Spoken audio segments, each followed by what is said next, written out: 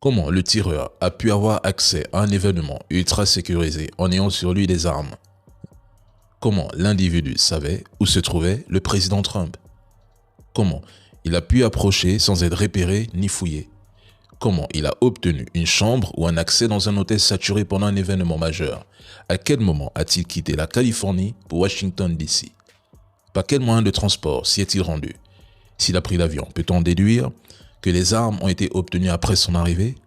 Maintenant, si l'individu était dans sa chambre d'hôtel déjà armé, puis est descendu par l'ascenseur, il s'exposait forcément à des caméras de surveillance et à du personnel.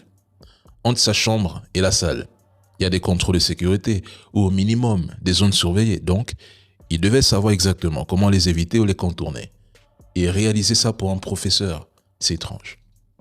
Ceux qui planifient ces sketchs ne devraient pas oublier que la sécurité du président lors d'une cérémonie peut changer à tout moment. Donc, agir au dernier moment, sans information à jour, est très risqué. En gros, pour réduire ces risques, il fallait soit des informations très précises en temps réel, soit une proximité stratégique, soit encore une aide interne. Conclusion, c'est entre eux à la Maison Blanche. Mais voici l'homme qui attire particulièrement mon attention pendant cette fameuse fusillade. Je dirais ce sketch. Au Mali, Cathy, on écoute. Dani, tu constates, c'est la population qui est en train de traquer le terreau. Voilà. Un peu partout, c'est la population qui est en train de les traquer. Merci à toi. Et ça continue. C'est la chasse aux sorcières. Voilà, les terreaux sont totalement en déroute. Au Mali, les terreaux et mercenaires ont mené une attaque coordonnée et simultanée afin de surcharger, disperser et étirer les forces de défense. Je pense que c'était ça le but numéro 1. Attaquer en même temps Bamako, Kida, Gao, Sévaré, Moptika et Kati oblige Bamako à diviser ses renforts et ses frappes aériennes. Ils ont voulu rendre certaines positions vulnérables plus longtemps. Kati était l'une des 6 privilégiées car c'est le cœur du pouvoir militaire et politique. C'est là que résident ou opèrent de nombreuses autorités clés. C'est une cible hautement symbolique et stratégique. Ils ont tenté une percée en direction du camp militaire, mais leur avancée a échoué, a été stoppée aux abords grâce à la riposte des femmes en place. Actuellement, des opérations de ratissage sont en cours afin de traquer et neutraliser les éléments infiltrés dans plusieurs zones. Les moyens aériens, hélicoptères, avions, militaires restent fortement engagés ou mobilisés pour appuyer les troupes au sol et maintenir la pression sur les terreaux. Aucune ville n'est tombée. Car une ville dite tombée signifie qu'elle est passée sous le contrôle total des groupes terreaux, ce qui n'est pas le cas. Les combats se poursuivent à Gao, à Kidal et dans d'autres villes stratégiques du pays. Franchement, ces terreaux, ces mercenaires ont tout misé sur cette opération. Déploiement de drones, usage d'obus et mobilisation massive de combattants, des milliers, sans exagérer.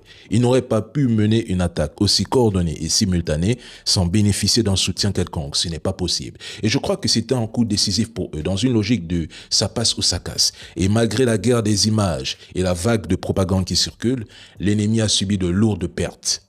De nombreux terreaux ont été neutralisés par les forces armées, tandis que par endroits, la population malienne a également opposé une résistance face aux infiltrations terreau.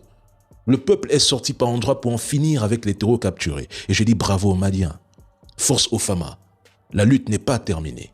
Nous vaincrons. Au Mali, depuis 2022, beaucoup de politiciens maliens qui sont devenus opposants sont potentiellement proches des terreaux. Ils les soutiennent dans l'ombre. Ces mercenaires n'ont pas lancé ces attaques simultanées et coordonnées pour échouer. Leur objectif était clairement de faire basculer la situation au Mali. On peut donc se demander, quelle garantie ils pensaient avoir avant de passer à l'action? Les moyens engagés étaient importants. Les offensives ont commencé très tôt le matin, quand tout le monde dort, presque en même temps sur plusieurs villes stratégiques, ce qui suppose un travail de renseignement impliquant des informateurs locaux. Ils ont utilisé des drones kamikazes, des obus, et des tactiques d'attaque en SM pour occuper, disperser et étirer les défenses maliennes. Les ressources en armes et en munitions étaient conséquentes et la coordination semblait bien organisée avec une synchronisation de plusieurs groupes et la mobilisation de milliers de combattants. Même la couverture médiatique française était particulièrement centrée sur les attaques terreau, c'est du jamais vu. Ces attaques n'étaient pas conçues pour échouer. Et si le plan n'a pas abouti, c'est notamment grâce à la réaction rapide et claire des FAMA et la résilience de la population malienne. Les terreaux n'ont pas réussi à désorganiser la défense malienne. Ils ont enregistré de lourdes pertes. Concernant Kidal, les terreaux ne peuvent pas prendre Kidal et s'installer durablement. Il faut quitter derrière la propagande des images. Ils ne pourront jamais à l'heure actuelle tenir Kidal à long terme face aux FAMA, c'est impossible. L'armée malienne dispose d'aviation, de drones, d'artillerie et de soutien. Les terreaux ont mené des attaques pour étirer les forces locales, mais une fois le ratissage terminé dans plusieurs villes stratégiques, Bamako peut concentrer ses forces à un endroit X. Kidal en 2026, c'est un coup